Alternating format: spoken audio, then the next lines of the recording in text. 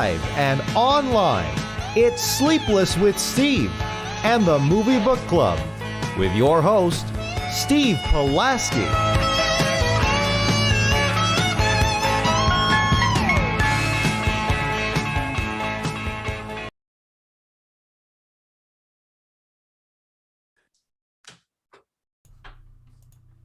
Back and better than ever. Sleepless with Steve on my favorite show of the year. It is the Oscar recap. Now, nothing major happened this year. It was a pretty quiet show. Coda won Best Picture. Questlove took home Best Documentary Feature. The red carpet was nice. So this might be a fairly quick show. There wasn't a ton to talk about. There's nothing captivating the masses. This year, the Oscar ceremony was swell. One of the best ever. Went off without a hitch. You know I'm bluffing right now. We've got a lot to talk about. Somebody got slapped on national TV, and that somebody just happened to be Chris Rock, and that slap just happened to be doled out by this year's Best Actor winner, Will Smith. And yeah, there were awards given out too, and the ceremony sucked. We're covering all of that today. It is the Oscar show. We're talking ratings. We're talking criticisms, for which I have a lot, and I'm sure these guys do too. We are talking that, and I'll just go ahead and say now, since this is as good a time as any, next week, since nobody in this chat room and nobody probably watching this and nobody who's even probably in my apartment building right now, let alone yours, Dominic, wants to see Morbius, we will not be reviewing that. And instead, we will be reviewing Coda next week. Because have you two seen it? Have you two seen Coda? No, I only keep my Apple Plus subscription when we have to review something. Like, I'll just binge a bunch of shit that month, and then that's it. I unsubscribe. I haven't seen it, but I've only heard about it. Okay, I've watched, and I'm going to rewatch it again next week. Anyway, I just watched it less than a month ago, but I can go for watching it again. So we're going to review that.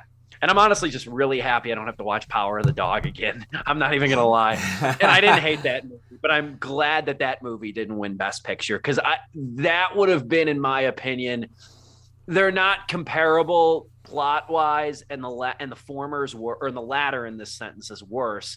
But if Power of the Dog won, I would have said it was the weakest Best Picture since Green Book. I would have went that far. I didn't hate it, but I'm glad it didn't win. I'm really batting alone on Drive My Car. I was not a big fan of Drive My Car, truthfully. But anyway, we've got a lot of stuff to talk about today, but we got to touch base with the boys. Dominic, how are you first and foremost? I am doing A-okay. Just had some lovely lemon pepper salmon. Ooh, damn. And I accidentally dumped all the excess lemon juice on top of it, thinking it would be not as potent as it was. I literally had to have a half pint of ice cream just to process that, just to bite through it. But I have recovered, and I will be okay. So my condolences to Chris Rock. That sounds very good. I love me some lemon pepper shrimp. So that sounds very good. Nice. Joseph, how are you? I'm doing good. Doing very, very good. I'm just ready to talk about this show. I'm busy with school and everything, so I really got nothing else to say. Work's been busy. School's been busy. And then this, I was like, well, at least I got this, and this will be an easy show. And it's like, oh, nope, never mind. There's a lot to take apart here. So we're going to dive into the Oscars. We'll talk about the awards. We will get there, I promise. We'll talk about that. We'll talk about the movies. We'll talk about the ratings. Talk about maybe our favorite moments and stuff. But first and foremost, though, we got to talk about the slap. We got to talk about the slap heard, seen, and talked about around the world. We were talking pre-show that I can't remember the last time something in pop culture has captivated so many people around the world so instantly. I mean, there wasn't social media at the time, but this is like Janet Jackson's wardrobe malfunction internet age. That's what this is. In terms of collective outrage, everybody's got an opinion on it. Everybody needs smelling salts to recoup themselves. But you know what? It was one of the biggest what the hell just happened moments that I can remember watching live. And it's becoming comical at this point. I know the Academy didn't plan this, but it's becoming comical with the Oscars at this point that every damn year something happens that takes away from the stars in the movies themselves. Every single year. Last year, we started this show talking about Anthony Hopkins' shocking upset for Best Actor last year over Chadwick Boseman. And it wasn't any of us being mad at Anthony Hopkins. It wasn't any of us in that realm being angry. I was the three of us that saw The Father. I thought there was absolutely an argument for him to win. But the Academy reordered that purposefully to try and, because they thought Boseman was going to be the shoo-in, and he wasn't. So that got a ton of attention. And Hopkins got a lot of undeserved grief. The man was asleep in his bed. The man was asleep in his damn bed. And then you had famously a few years ago, and the Oscar goes to La La Land. Moonlight won Best Picture that year. And now, after a somewhat untoward G.I. Jane reference, and nobody's thought about G.I. Jane in 15 years, after an untoward joke from Chris Rock directed at Jada Pinkett Smith, we're talking about him getting slapped by Will Smith. We don't need to recap what happened, the joke, or anything like that. You know what happened, but it is shocking. It is absolutely shocking. And you knew something was up with the broadcast, because in America, there's a thing called, and I work in radio, it's a common thing. You guys probably know what it is too. It's called dumping out of something. It's a button that you hit that turns off or mutes the audio for about 5 to 10 seconds whenever somebody curses. But I've never seen it before where the video feed dumped out as well. So Chris Rock was on stage. He made that joke directed at Jada Pinkett Smith. They flashed Will Smith and Jada Pinkett.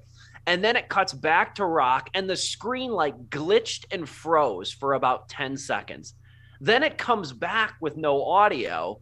But as somebody who really likes football too, lip reading has become pretty good. And it was a very enunciated remark by Will Smith, "Keep my wife's name out your effing mouth." And so you could kind of read the lips and see it. And then when the audio came back, you could see the visibly frazzled Chris Rock. And it wasn't until really the Australian and Japanese viewers, because in Australia and Japan, they don't have the same broadcasting restrictions. Mm-hmm. They caught it and put it on Twitter, and then you could see the whole thing happen, how it was conducted, versus the censored version in America that screwed up all our TVs in the process. But you could certainly read Will Smith's lips. And I'm not gonna lie, I laughed at the joke that Chris Rock made. I thought it was funny. I'm probably one of the only people under 30 that got it to begin with, because G.I. Jane, famously, Demi Moore went bald in that movie playing a soldier. But it was funny. But the thing is, Jada Pinkett Smith has alopecia. She's very public about her alopecia.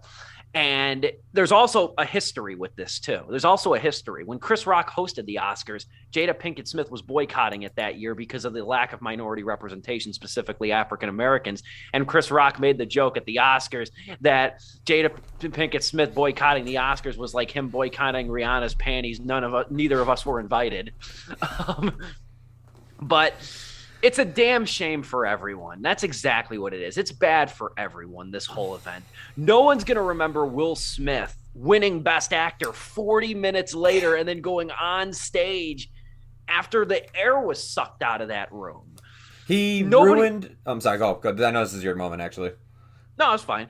Nobody's talking about Coda, the Best Picture winner, which is a groundbreaking Best Picture winner in its own right.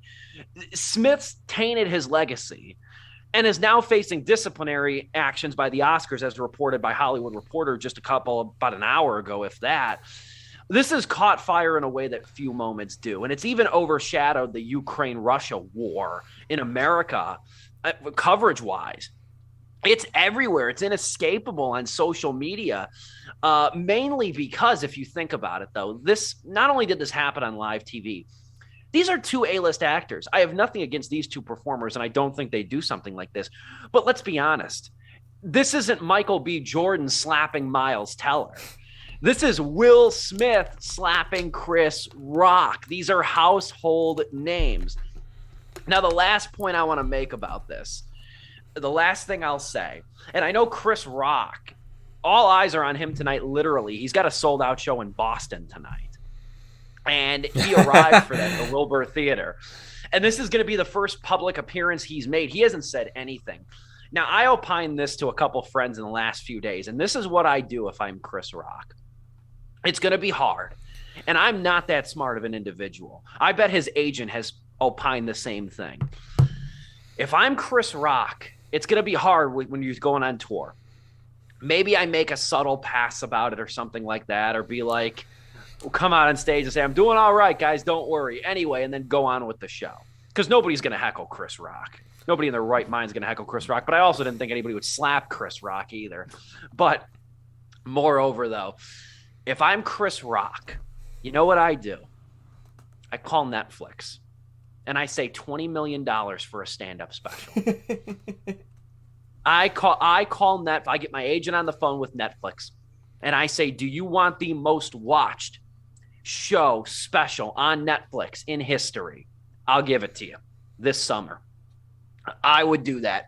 If I'm Chris Rock, you could make serious coin off of that. His shows are already skyrocketing in pricing, and he's selling more tickets than he has in the last few years. This is, I hate to say it, I said it's bad for everybody, but it's pretty good for Chris Rock. No, yeah, honestly. It's pretty good for Chris. I think Chris Rock makes out the best of this if he plays his cards right, and he's a smart, shrewd operator. There's a reason he's been relevant for so many years, but it's a sad situation for everybody, and I know these guys got opinions on it, so I'm going to throw it over to you, Joe. Well, I mean, I'm just going to bounce off a little off of that. I mean, like, Chris Rock's always been smart when it comes to stuff. And, I mean, like, at least he was smart enough to know, A, I'm not going to hit back, but B, I'm not going to talk any, like, smack as he walks away from me back to his seat and sits back down. He just continued on. He was like, all right, that's it. He bolted, reportedly. He bolted after that. He didn't even stay for the show. Which I don't blame him. In one bit. He bolted, and then it was reported the following morning that he wasn't going to press charges. But he hasn't come out and given any kind of public statement on this whole thing. And I think that's kind of smart. I think that's shrewd operating right there. But, yeah, man, I mean, look. This is how it went for me, because I know you guys were blowing up the chat. I was watching it over Discord with a few friends, and I kind of had it on the background because I'm not going to lie, and we'll talk about this later, but the show kind of sucked that we just kind of had it on the background, and we started playing Mortal Kombat, like we're doing a Mortal Kombat tournament, and then all of a sudden, like, I'm in the middle of a match, and my friend goes, oh, dude, Will Smith just smacked Chris Rock, and I'm like, what? And he's like, yeah. I mean, like, the audio's muted. Something went down, and I'm like, oh yeah, my group chat with Steve and everybody, and Steve and Dom are blowing up right now. And then, like, 20 minutes later, like, my friend's like, dude, like, this was for real. This wasn't, like, a bit. And I'm like, wait, what? And then we, like, really dissected. And at first we're laughing about it. And then, like, you know, the rest of the night we're talking, like, yeah, dude, like, he actually assaulted a man on TV and then won Best Actor. Now, we went to bed the night thinking, dude, it's the Oscars. No one's going to really talk about this. This will probably be, like, talked about a little bit, and then, like, it'll be all done.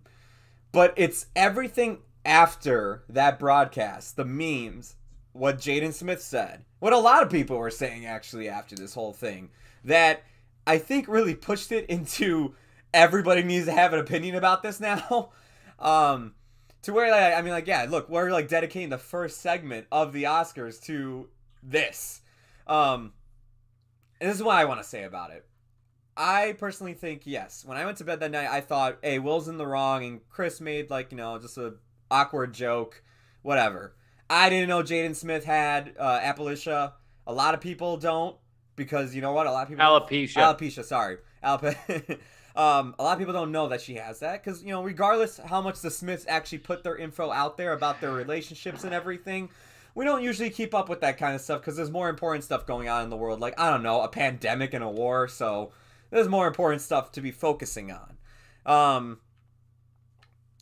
Regardless of that, at the end of the day, no matter what you say, like, I've seen people go... I almost got into a fight with one of my friends. And it's not like I disagree with him on this.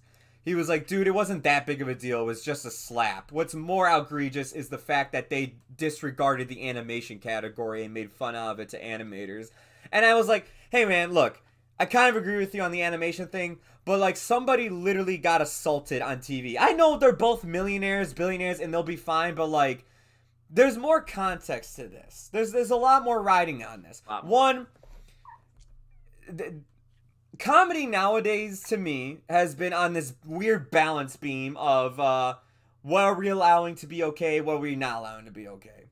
And to see someone like Will Smith go up to somebody and smack somebody across the face and have all these people give a standing ovation to him and praise him on Twitter and shit for what he did, like Tiffany Haddish did, calling it a beautiful moment, is just going to fuel people who think it's okay to assault somebody when they make a joke at you. Now, I'm not saying like every comedy show you're going to see somebody go up on stage and hit a comedian, but don't be surprised if we start seeing a trend every now and then of just a crime like that happening, whether it be at a comedy show, whether it be at work or in a friend group or something, or just out in public. Especially at smaller clubs. Yeah, at smaller clubs and everything. Don't be surprised if that happens, because like, you know, people find it now. It's like, well, he got like, you know, praise for that, so I think it's okay to do so. The second thing is, and I've talked to a friend about this, and now I want to make this very clear. I'm white. I'm not black, but the black friends that I have that I've talked to about this, and a podcast group that I'm going to quote somebody's Facebook post about it, have opened up saying, this made me feel awful because, well, it didn't make them feel awful, but it just is just like, why did you do that? For those of you who don't know, Will Smith is very much looked at by a lot of white people who are scared by black people as a safe person to be around because it's Will Smith. He's very approachable. He's a friendly face of the black community to some of these white people out there that have Fresh Prince of Bel-Air has a very popular sitcom amongst white people in the 90s. Yeah. One of my friends said, look, he's like, what he did on stage right there set us back a few years now. Because now people are going to be like, well, I liked Will Smith. You know, whether it be older white people, old white people, or just people in general who have stigmas towards a black community being always violent. And you saw these people come out 2 years ago, probably around this same time when we had the George Floyd protests going on. You saw these people express like, you see how like the black community is. They're always on protest, they're always committing violence and doing stuff like this. I have family members like this. Will Smith just kind of brought that stigma back on with his action. Not to that degree. I'm not going to say that's the degree, but it's still bad. I'll wrap up with this because I know Dom's got to say something as well. And we got a lot to cover in tonight's show. But I want to take a Facebook post I thought from a critic I like named Martin Thomas that I think hit a lot of points here. It wasn't much of a joke nor more of an insult. And not everybody knew that Jada had her disease. Tiffany Haddish, Sana Latham recently shaved their heads too. It's something of a trend. There was no reason to think Chris Rock was being any more malicious than Amy Schumer was with her opening monologue. Black men are always looked at as having a prosperity. I can't pronounce that word, for violence. When I was younger, Thank you. When I was younger, I always noticed that the tensing body language of anybody who passed me walking down the street or the car door locks that I would hear. Over the decade, I stopped noticing so much, or maybe it had become less of a thing. Either way, I feel like Will Smith set us back another 20 or 30 years. Thank you, Prince. Shannon Sharp had similar comments too on Undisputed, on the sports show Undisputed, in the same vein as that. Well, first of all, I want to ask Joe, are you Sicilian? Yeah. Okay, well, the Sicilians are like the black people of Italy, so you know what? You can relate. No. I don't know. I actually, in terms of like, you know, Will Smith being a standard bearer, a torch bearer for African Americans, I don't like that too much, just because it's like, where's that gonna? You're setting up, every individual for failure in that sense, where it's like, you know, as soon as this person missteps, just as soon as they have a small little bit in the armor, a little, hole in the armor, then then, your whole argument collapses. And it's like a Booker T. Washington kind of approach to it. I don't know. But, all that aside, first and foremost, what I want to know is I want the footage, the audio of the control room, the production TV control room as that was happening. It's the guy who the director who's in charge of like cutting between the cameras and that control room. I want to know what the hell was going on there, because when Chris Rock stops for like 5 seconds and he like looks to the side, I genuinely think that's the producer yelling, screaming in his ear. Just, I don't know what, but just like full panic mode. And yeah, dude. Yeah, it's a very dangerous precedent in terms of like in the world of entertainment and live anything, comedy, theater, what have you. And yeah, Chris Rock's going to be freaking fine.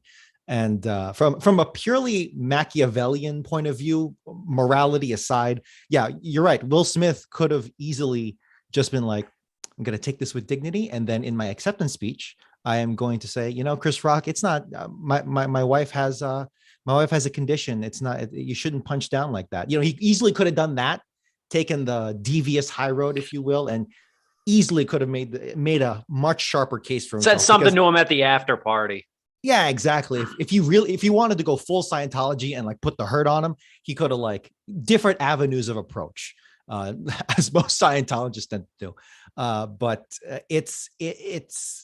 it's real messy. And yeah, the first thing I thought of was like, this is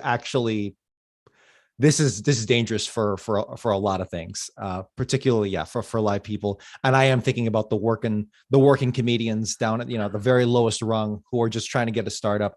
And oftentimes they work in dingy ass places, disrespectful places, you know, just, you know, it's a half room, but everyone's an asshole and they're all drunk. Yeah, maybe they're going to think now to just, you know, deep in the recesses of their dumbass minds, they're going to go like, yeah, you know, I'm just going to smack this son of a bitch, just like Will Smith did to Chris Rock. And it's and they will get a charge with assault. And you will get a charge with assault because he ain't rich, or rather, that guy in the dive bar ain't rich. Will Smith has rich privilege, regardless of race. Will Smith has privilege, which is being rich as shit. But yeah, dude, that's pretty much my big thing with it. And I was actually playing Mario Party with Chelsea with the Oscars kind of on a laptop in front of us. And when I actually heard the audio go out, I actually was like, should I restart the thing? Because I was like, maybe it was a bit. No, it's not a bit. Like I heard that on the mic. Like that is a very distinct, you can't line that up. One, perfectly, and two, that is not the right sound effect. It would have been like a kind of thing. No, instead it was like a kind of thing.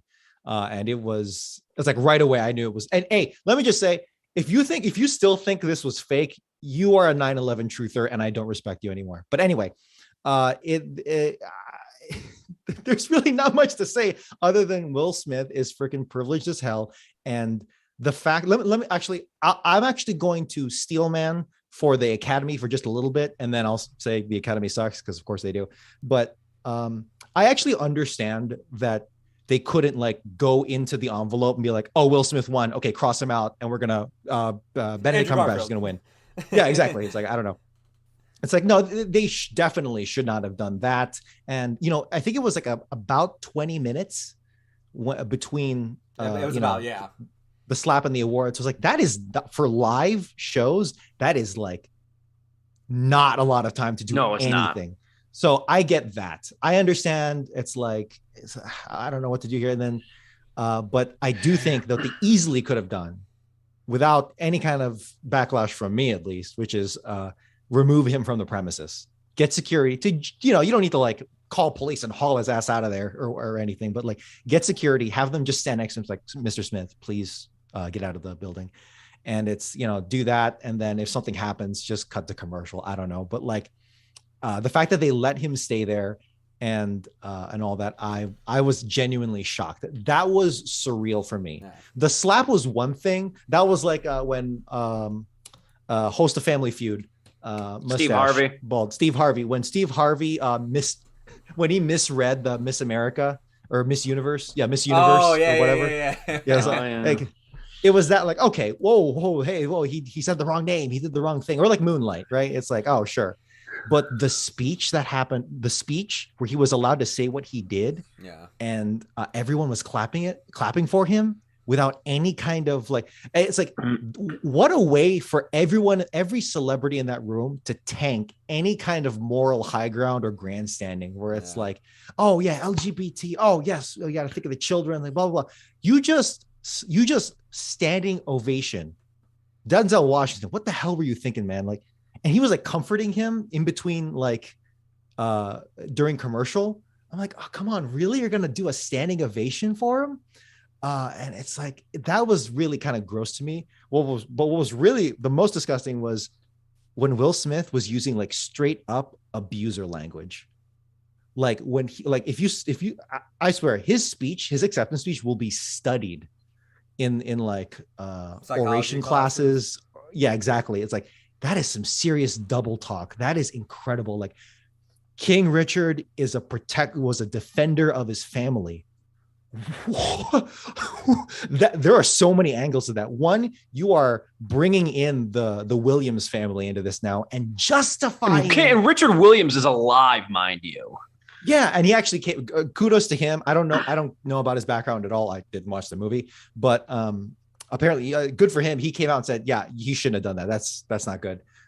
He came out against that, but like the fact that Will Smith brought in to dig himself out of this hole, what he should have done was like, I messed up. I'm sorry, Chris Rock. I'm sorry. But the fact that he didn't mention, he apologized to the nominees and to the Academy. Yeah. You know, he did what he had to say to get off the hook. It wasn't about character. It wasn't about morality. It wasn't about personal honor. And he did some dumbass, you know, like PR laden Instagram, you know, things like I'm a work in progress in his Instagram post. I don't give a shit. That time has already passed. The time passed when you hit Chris Rock, but especially when you made that speech, that was some slimy, disgusting abuser double talk. And again, Chris you Rock could have lessened you. I mean, I'm not saying it still wouldn't have been the number one talking point on Monday and probably Tuesday, but if he would have at least apologized to Chris Rock and started his speech like that, there's a good chance that a lot of these, like, you know, I hate to call out my profession, we didn't do it, but like radio stations and all these places were like saying Team Rock, Team Rock, Team Smith, like whatever. You know, you wouldn't have had that had he come out and just admitted, I screwed up. That was uncalled for. I'm quoting him here. Love makes you do crazy things. How many spouses have used that exact phrase against the people they just beat? That's slime. Hit or slapped. Being like, yeah, I mean, but like, you know, we're in love at least. Like, it's just like, dude. That's disgusting. Like, I really genuinely, especially for the Oscars, I don't give a shit about any of these people, but like, the Oscars, where it's like, it's the most neoliberal grandstanding, you know, rich ass thing. And, you know, you're doing that. Like, my God, if there wasn't a bigger hole in any future Oscar speech ever, for that tries to moral grant. And honestly, it's not even like, it's like, you know, I'm not even 100% cynical where it's like, you're just being whatever. It's like, okay, they probably do mean it, but you know, one speech ain't going to fix it. You know, that's my take on all of that. But man, you've really undercut all of that now with this. Joe, what were you going to say? No, I mean, undercut was actually what I was going to touch on. Dude, like, I love Will Smith. Now, after this, like, you know, my judge of him is a bit diminished and everything, but I still like the stuff he's... Like, Fresh Prince is always going to be one of my favorite shows to watch. It's my favorite sitcom. And like him doing this is not going to change that because, you know, it's when he first started out and everything. It's whatever. You know, Bad Boys for Life. I remember I put it as number 5 as my favorite films. I still love Bad Boys for Life, but I've always, you know, I love the guy because, you know, he's somebody I've seen all of his movies while growing up. He's somebody I thought was entertaining, humorous. Thought he was a stand-up guy. Seeing this makes me think otherwise. Like, you know. It's not like I worship the guy or anything. It's just always like, hey, you know, Will Smith is a cool dude. I have a fucking Instagram. Sorry, you started off forward. I have an Instagram post using a quote from him, and now I'm just like, maybe I should change that quote.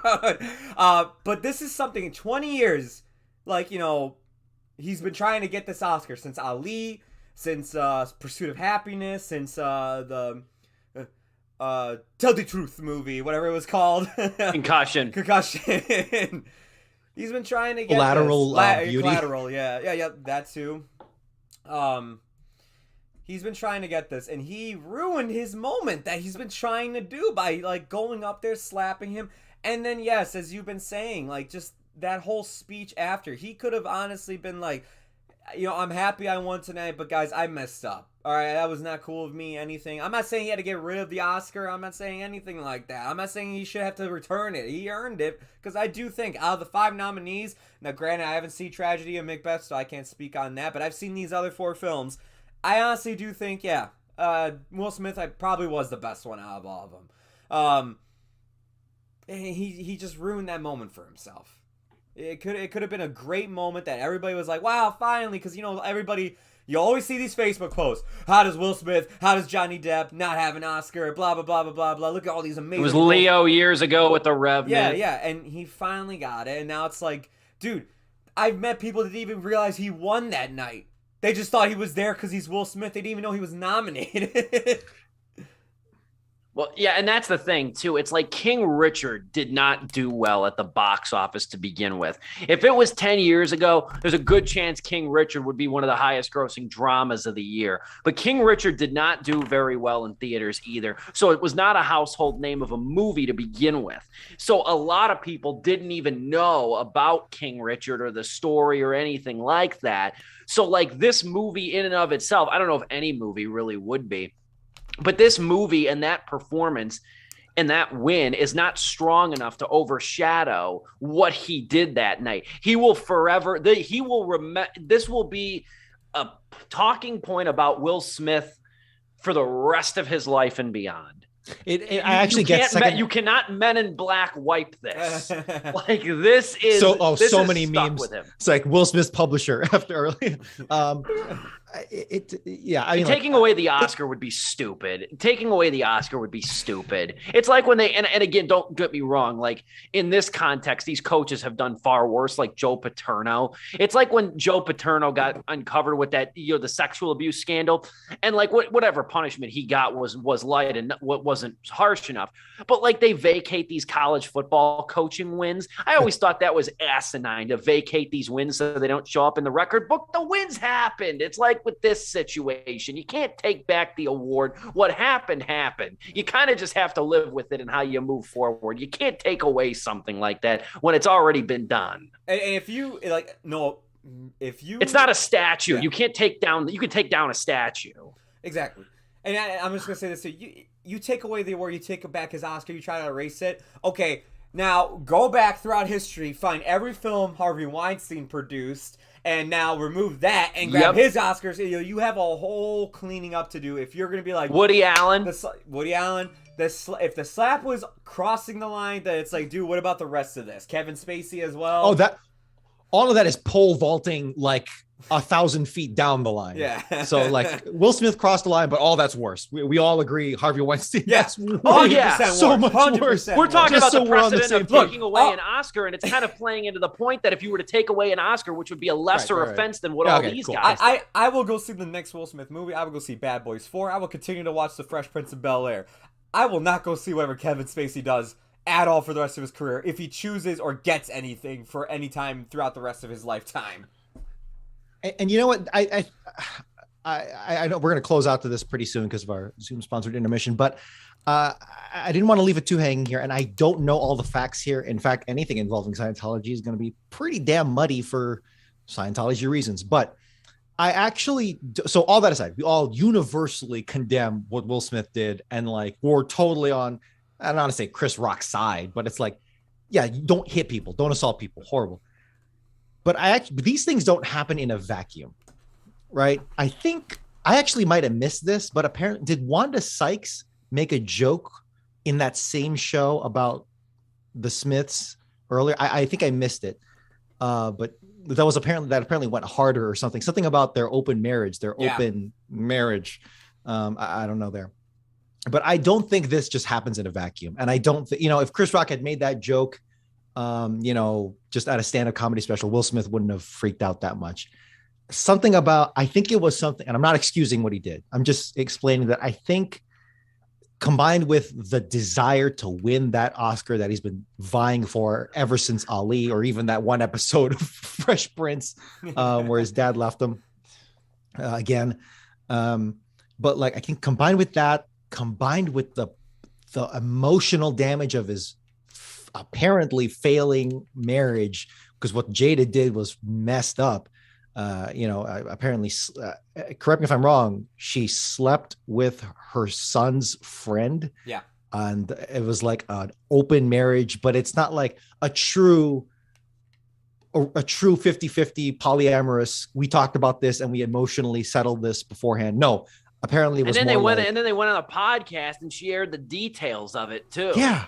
I actually do think that Will Smith is deep in some shit right now emotionally. I do too. I don't think this was pure in a vacuum, and it wasn't 100. It wasn't 100%. Oh, rich asshole can't take a joke about his wife. I think you're being. I don't think you're getting all the facts right there. I don't think. I think that's a little too reductive. Definitely a little bit of that there, and Will Smith 100% wrong of what he did, but we can't just explain.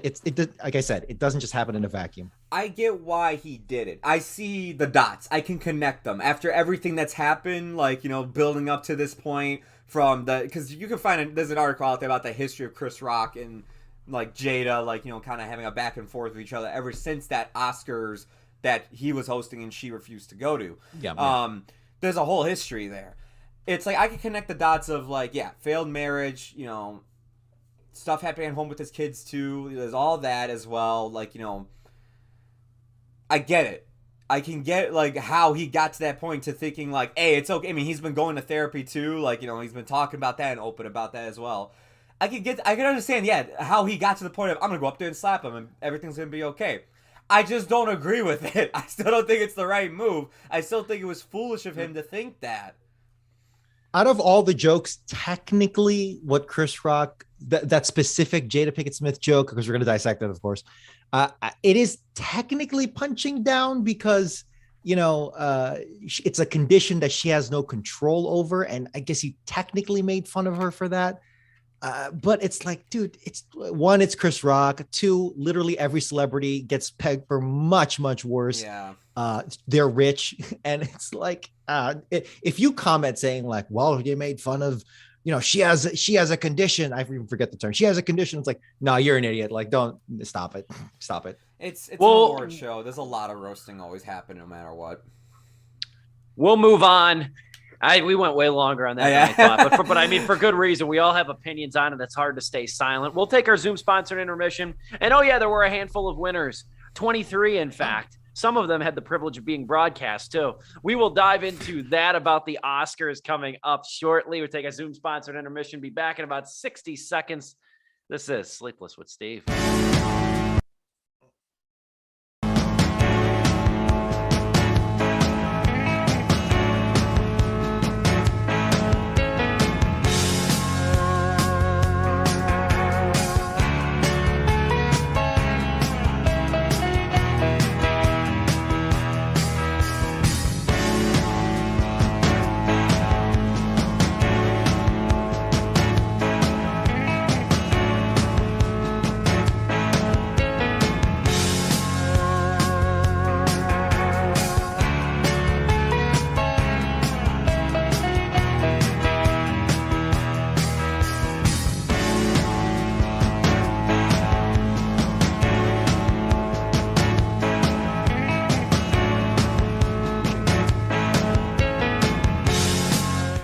We are back, Sleepless with Steve, live on YouTube, my favorite show of the year because we are recapping the Oscars. As good, bad, and as violent as it can get, we recap the Oscars. That is our show today.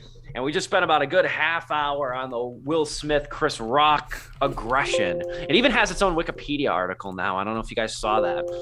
It's got its own Wikipedia article. And I did, and now, like, it's under consideration for deletion for question of relevancy, and I voted to keep it. So if it stays up, I had a hand in that article staying alive because I did cast my vote for it. That definitely deserves an article. There's a lot of shit to recap with this, clearly, as we just did. But we'll move on and talk about the Oscars, the wins, and so on and so forth.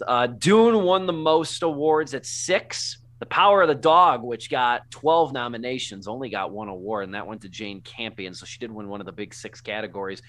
We had Will Smith obviously win for King Richard for Best Actor. Jessica Chastain won for The Eyes of Tammy Faye. This is the second year in a row that Best Actress went to an award went to a performer in a movie I think 15 people saw, because last year Renee Zellweger won for Judy.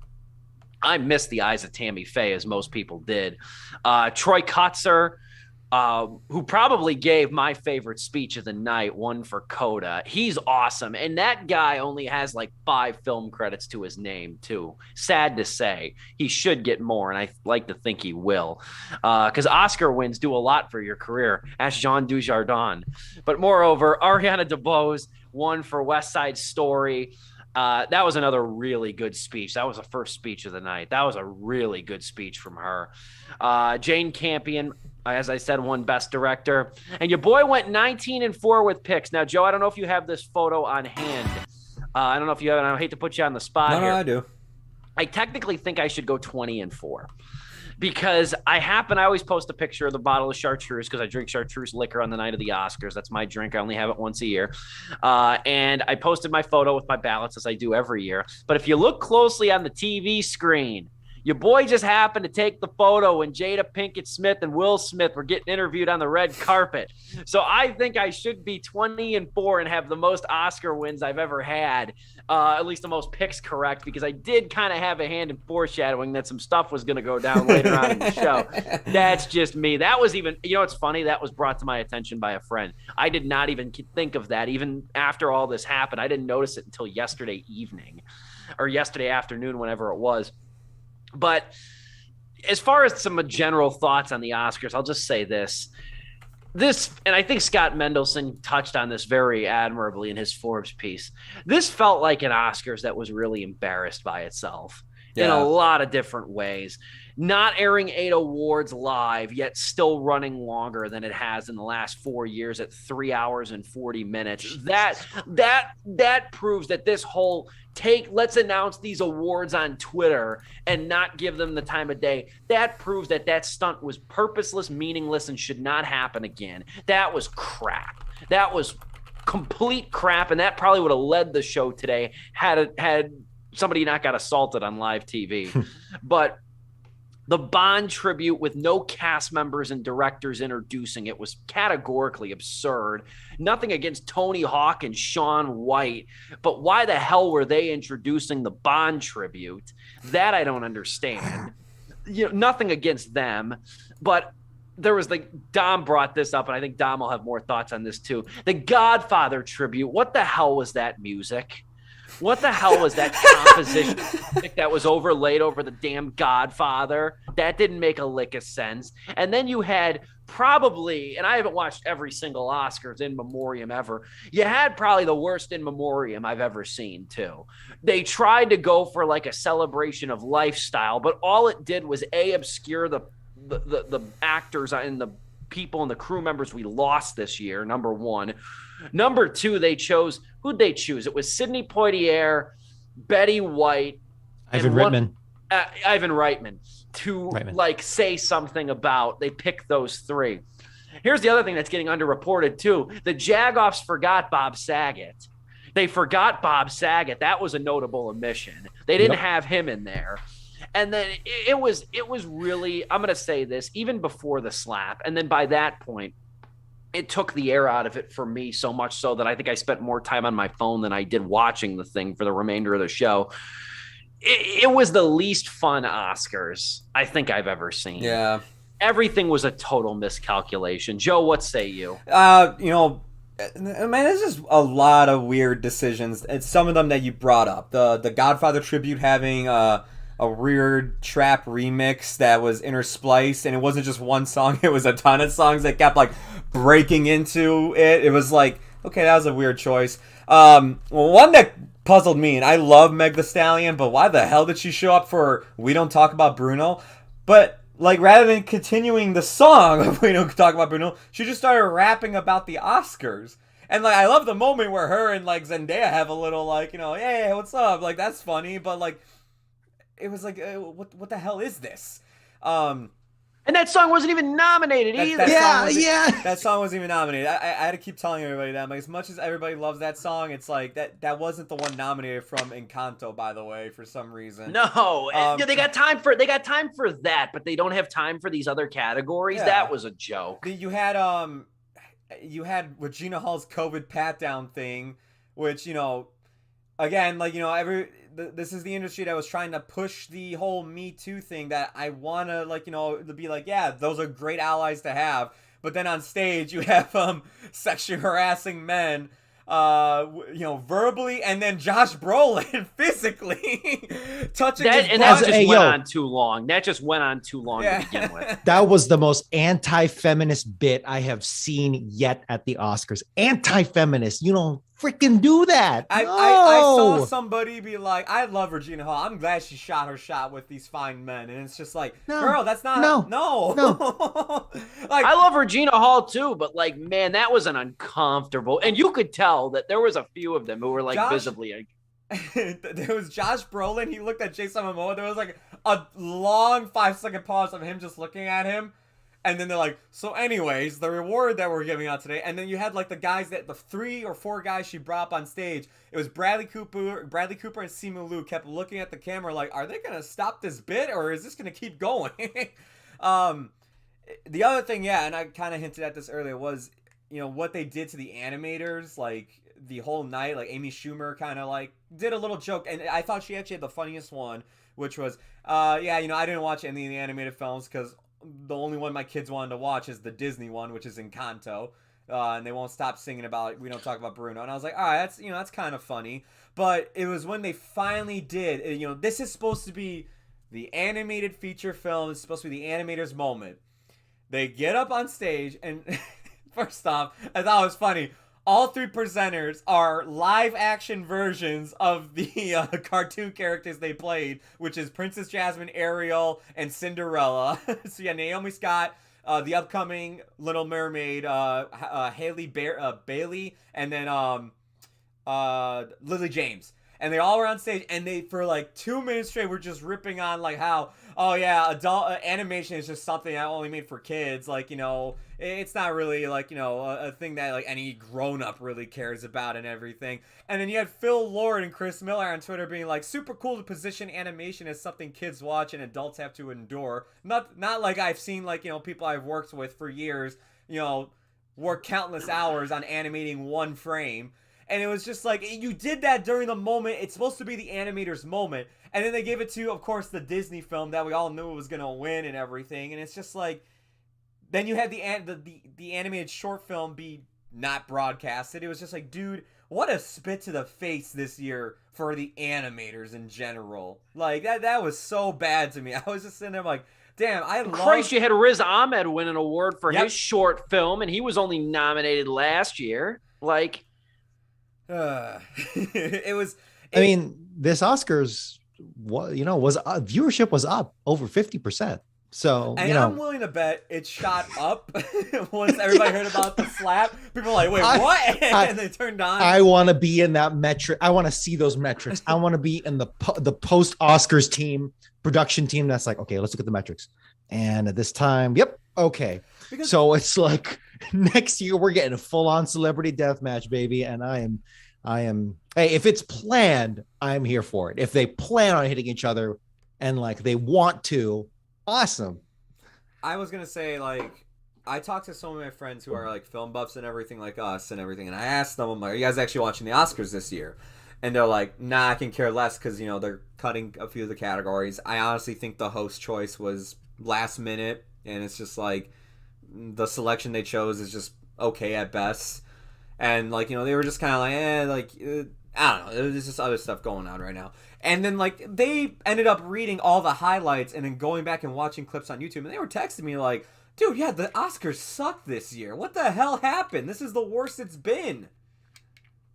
I've been watching this show for 14 years straight. And this is probably the most dour Oscars I can remember. And again, when I say that, it's hard to take it out, but it's not even, it has nothing to do with Will Smith and Chris Rock. It has nothing to do with that whole situation. No, it has But as far what they planned sucked. And Yeah. like this, the other thing too, you think about it this way, and I'm not saying the Academy wants this to happen again, but like Will Smith hitting Chris Rock was something completely unforeseen.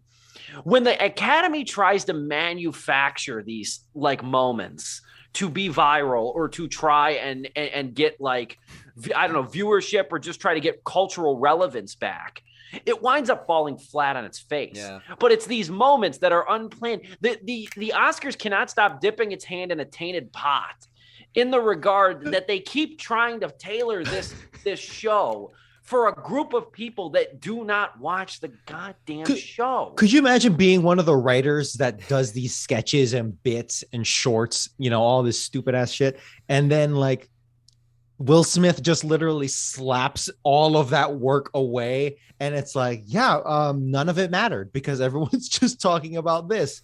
In a way, doing them a favor because what they did work on was unfortunately pretty damn bad. Yo, I want the PBS NewsHour hosts to just do the Oscars, just 90 minutes and just rattle off the goddamn winners, and like do like a cool 5-minute mini doc on like how sound design works. Have it be like just inspire instead of trying to be funny. I love this. I mean, like I said, my love has greatly diminished in the last couple of years, but like, I do really like the Oscars. There's a reason I want to dedicate a whole show to it. And you guys, you know, valiantly support it, but this show is too damn long. Yeah. This show is too long. And in a distracted culture that we are, 3.5 hours, and I love movies. This 3.5 hours and 15, 20, sometimes 20 minutes in between awards. Like they gave out like what, 2 awards in the first hour. It was unbelievable. It's so slow. It moves at the pace of a damn snail. And then they have the gall. And I understand you don't want somebody up there monologuing for 10 minutes, but they have the audacity then to play these winners off when they go too long so they can hang Amy Schumer from the damn Raptors. And then like, again, I think I messaged you guys this. I think it was you guys. I'm pretty sure. Like at like 8:30 or whatever, an hour and a half into it. I'm like, did Wanda, Regina, and Amy just leave? Where the hell did they go? There was a solid hour where they did not show up. Yeah. And it's like, why even have a host? Why even have a host? Things moved last year. Why have a host, let alone 3 of them?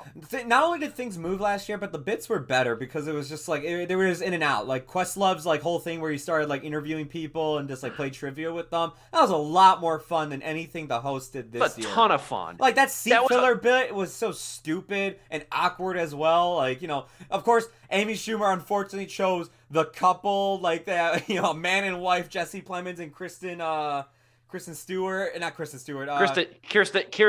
Kirsten Dunst. Yeah, it was just like, of course, like out of everybody, she chose not only people who were married but starred in the same movie together. Yeah. She also did that joke where, I don't know, I forgot if that was actually what we were talking about. She did a bit where it's like, hey, congrats. I think it was like Sam Jackson won an honorary award. Also, there's a war and genocide happening in Ukraine. And it's like, wait till like, I think that was the joke, right? It was like something like that, yeah. Way to like, 1, like step all over Sam Jackson. 2, way to like step all over like that joke, like that type of joke. It's like, you're the host. Like you're doing the bit. You're not Chris Rock here in 2016 during Oscars So White. Like that you did it wrong. Look, you did objectively did comedy wrong there. And 3, it's like it's like you're if you're pulling the Ukraine thing back into this, it's like now you've just shit all over them by doing bad comedy. It's like if you want to bring up that war that's going on right now at the Oscars, it better be in your speech that's sincere. Don't bring it up to get a laugh. Like, what the hell is wrong with you? The thing. Here's the thing. There's nothing wrong with the Academy Awards being held during the time that Russia and Ukraine are having this conflict. Of course. Scott Mendelsohn said this very well, very thoughtfully. He said, having the Oscars while the pandemic is still active, while there's a conflict between Russia and Ukraine, and while gas prices are rising, that doesn't mean having the Oscars does not mean that you do not care about these active atrocities and these bad things happening. It just means you can multitask. Yeah. It just means like you don't have to just cancel everything in lieu of the Russia-Ukraine conflict, which is having its impact in America, albeit in far less significant ways. But to then make that was the more uncouth joke of the night. Was that whole thing was just like you just had that commercial too. Like I kept thinking, how are they going to address this? And they did it, as well as they could have with that commercial bit and everything that lead into it.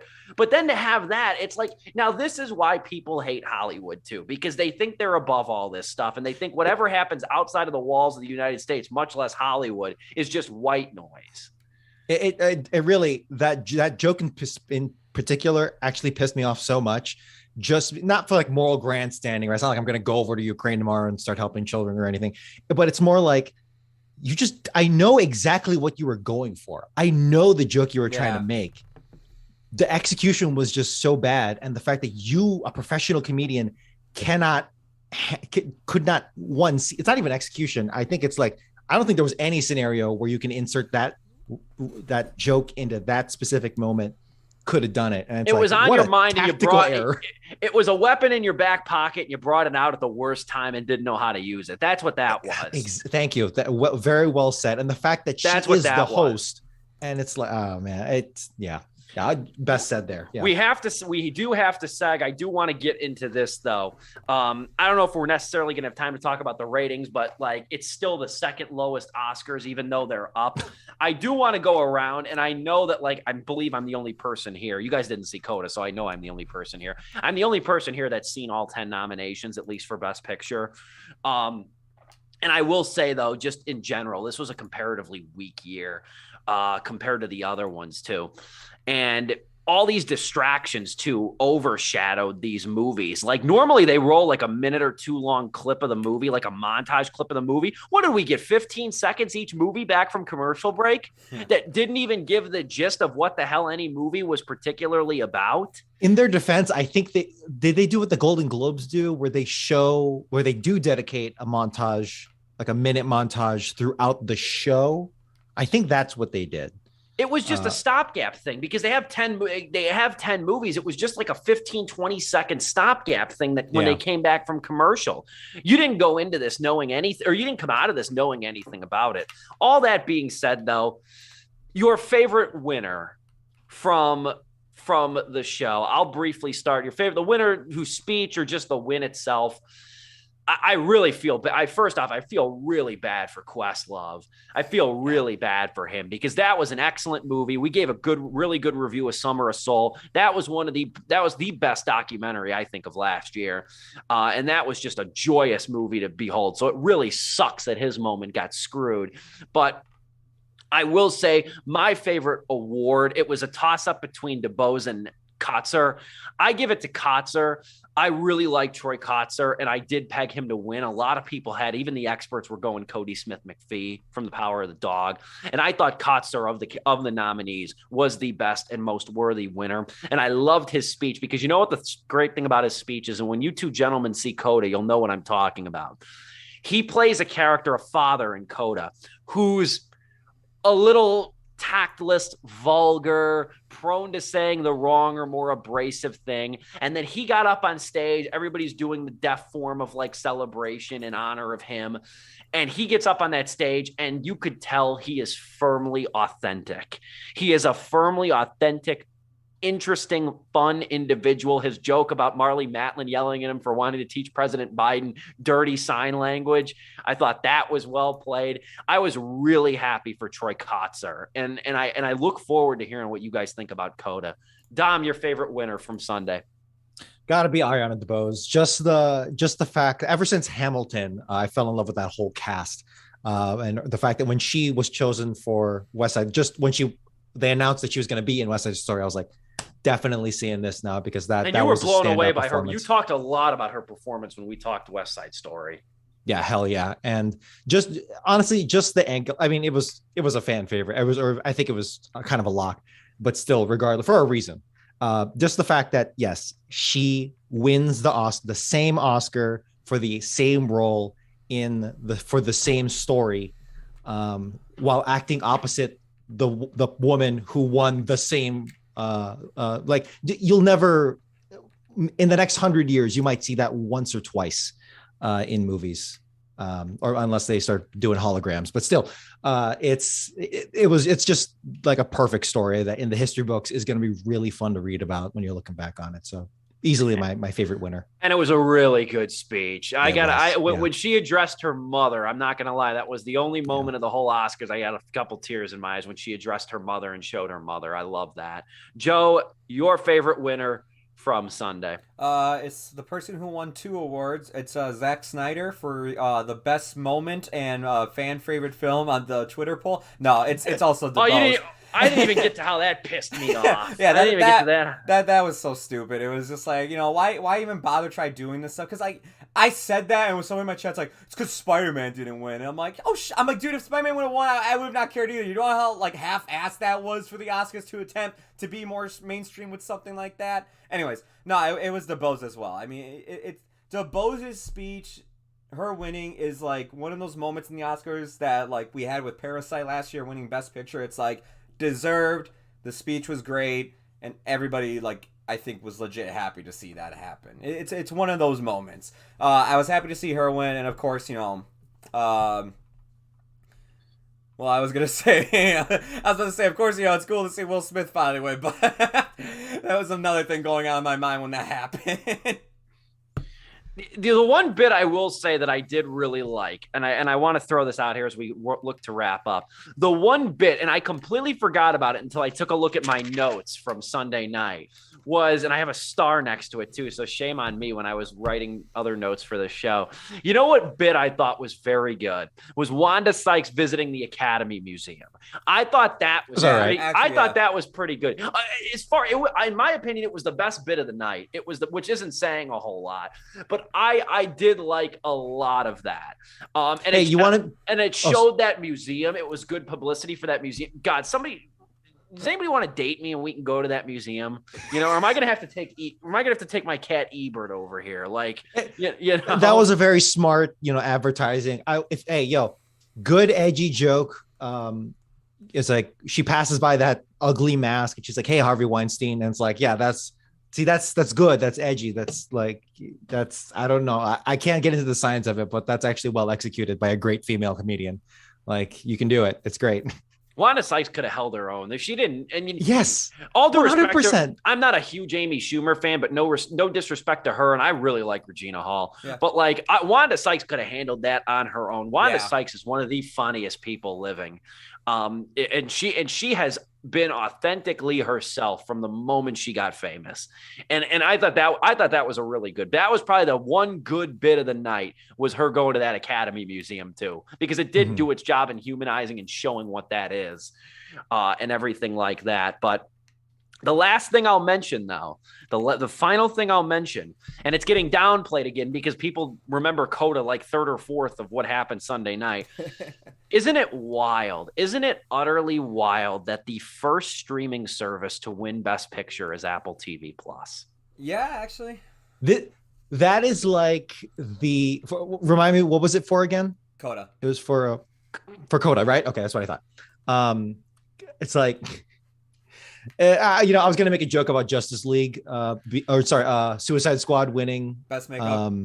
A Best Makeup and being the Oscar winner. It's not. That doesn't quite compare, but it's like it really came from behind, is what I'm getting at. Yeah, it's something else. My friend brought up a good point, and my best friend brought up a really good point when we were talking about it. My best friend said, well, you know what it is? He goes, he's like, I'm not too surprised by that. He's like, I'm not surprised as you are. He's like, Apple TV is the one streaming service of all these companies that is about low volume, high quality. Actually, yeah. And he said that, and I was like, you know what? You're damn right. And he goes, every show I've watched on Apple TV or every movie I've watched on Apple TV has been very, very good and has been great. He's like, he was telling me, he's like, I don't think He's like, I've seen middling stuff, but I haven't seen outright atrocious stuff like I've seen on Netflix and even Hulu. He's like, Netflix is the opposite. Netflix is high volume, often low quality. Apple TV is they're not one to do a ton. You know, yeah, is it cake? There you go. But that I thought was pretty significant, that Apple TV was kind of the David and Goliath, was the David here going up against, and now they're the first streaming service that says we won Best Picture, and Netflix is slapping air, if you will. But that's gonna about wrap up. Any final thoughts from you, gentlemen, before we have to do this again next year? Next show next year. No, man, it's the whole Will Smith, Chris Rock thing aside, this was and really disinterested. The fact that Joe and I were playing video games in the background and kept playing video games, it never got interesting. It was sometimes you do have a weak lineup of pictures and some nominees. You know, it's just not a strong year. That's fine, but it's like at this point, I don't know what you do as the Oscars other than do something radical, but not like boomer radical. You just just 1 year, be boring, just be boring, be inspiring, make it a Nova episode. I don't give a damn. Just try it. And the ratings will probably get worse. But like, be boring, but appease the people that are going to watch every year, losers like me. Yes. Thank you. That, yes. I'll leave you with that, with what Steve said, which is just appease to the movie lovers, to the technical artists, put them on a genuine spectacle. And maybe, just freaking maybe, someone will go, hey, editing, I guess that is cool. Makeup. Oh yeah. Maybe the people will actually care more about movies. Yeah. I'll leave it there. Joe. Add into like the whole thing. To me, I will say this for next year, just get on with it, okay? Yes. Cut out the BS, okay? Let's not do these overlong bits. All right, we don't need to have like 50 montages for something or whatnot. Like, we just find the actual fat we need to cut out, okay? Find the actual stuff that needs to be trimmed down. Get this show to 2 hours and 30 minutes, okay? Get it to there, man. You could go a little bit over. I'm fine with that. You get it to there, I think you'll be A-okay. I would agree with that.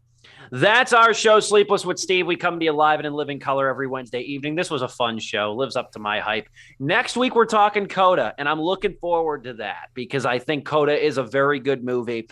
I'm not mad that it won. I mean, if I had my choice, Licorice Pizza would have won this year. If it was up to me, if they put it in the hands of me, Licorice Pizza would have won, followed very closely by West Side Story. And then rounding out my top three of the year would have been Nightmare Alley. That would have been my top three right there. But again, I will say Licorice Pizza, compared to last year's nominations, I would say The Father, Minari, Sound of Metal,